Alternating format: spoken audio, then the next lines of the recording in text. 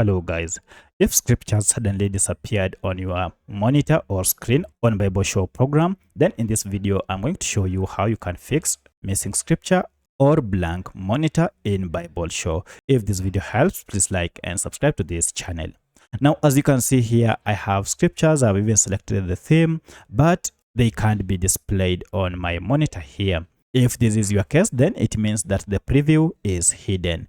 To show it, head down here under controls and down below preview, go ahead and tap on show. So if I tap on show here, now you can see my preview are being displayed on monitor, and also they'll be displayed on where I'm projecting them. But should you want also to hide or remove them, you can also just do the same. You can just tap on hide, and by doing so they'll be removed from the display, and wherever they are being projected, they will disappear from the screen. So that's how you can fix this issue on your BibleShow program. If you have any other question, kindly let me know in the comment section. Otherwise, thanks for watching, and let's meet in the next video.